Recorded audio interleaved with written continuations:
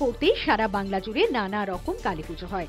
অধিকাংশ পুজোর পিছনে থাকে নানা ইতিহাস ও সংস্কার। ঐতিহ্যবাহী সেই পুজো দেখা গেল এদিন।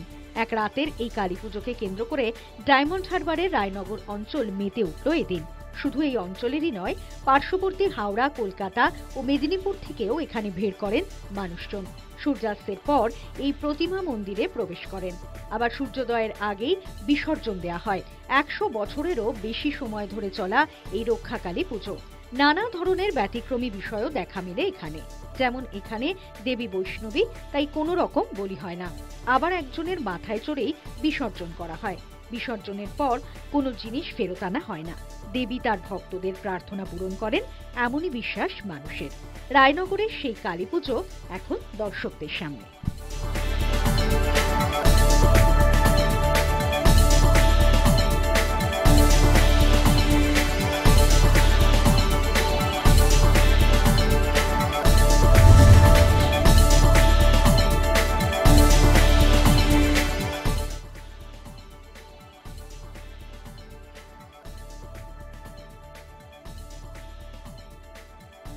আসামের বরাক উপত্যকার ঐতিহ্যবাহী পুণ্যস্থান সিদ্ধেশ্বর কপিলাশ্রমে কুম্ভ মেলার রূপ নিল। এদিন এখানে শুরু হলো বারুণী মেলা।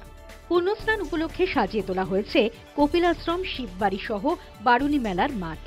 এদিন এখানে হাজার হাজার ভক্তের সমাগম হয়।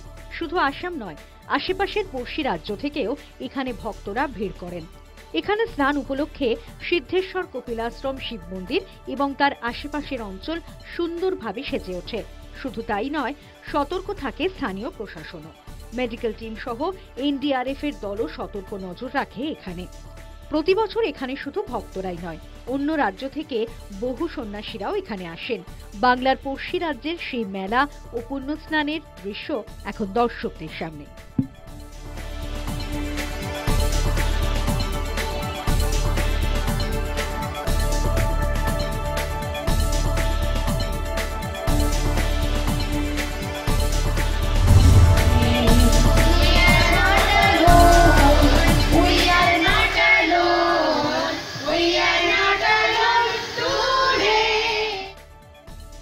শিক্ষা ও সাক্ষরতা প্রচার ও প্রসারে বরাবরই এগিয়ে রয়েছে এই জেলা। দীর্ঘ 18 বছর ধরে দরিদ্র ছাত্রছাত্রীদের জন্য কাজ করে চলেছেন ডেবরা নিবেদিতা মিশন স্কুল। ডেবরা থেকে 2 কিলোমিটার দূরে কংসাবতীর তীর ঘেঁষা এই প্রাইভেট স্কুল, যা পরিচালনা করে একটি এনজিও।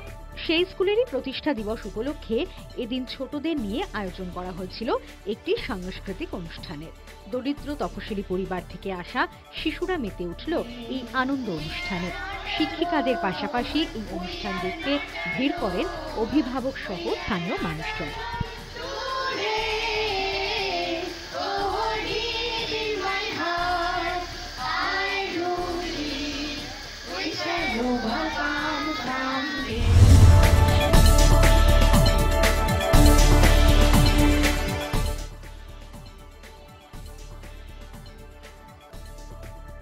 ছোটরা নাকি এখন মোবাইল ফোনে আসক্ত হয়ে পড়ছে, কান পাতলে শোনা যায় এমন অভিযোগ। আর খেলার জগৎ বলতেই চলে আসে ফুটবল, ক্রিকেটের কথা। তবে তারই পাশাপাশি বিভিন্ন খেলা ও খেলার প্রতিযোগিতা সংগঠিত করে চলেছে নানা ক্লাব সংগঠনগুলি। এই দৃশ্যটি চোখে পড়ল শিলিগুড়ির সিটি সেন্টার মলে। ছোট ছোট শিশুদের দাবার প্রতি আকর্ষণ বাড়াতে এখানে আয়োজন করা হয়েছিল র্যাপিড চেস প্রতিযোগিতার, যার আয়োজক ছিলেন সারা বাংলা দাবা অ্যাসোসিয়েশন ও অম্বুজা নেউচিয়া গ্রুপ। এখানে বিভিন্ন জেলা এবং প্রতিবেশী রাজ্য থেকেও প্রতিযোগীরা অংশগ্রহণ করে। এখানে অংশ নেওয়া প্রায় 280 জন প্রতিযোগীদের মধ্যে থেকে আগামী দিনে বাংলার মুখ উজ্জ্বল করবে অনেকেই, আশা ক্রীড়াপ্রেমীদের।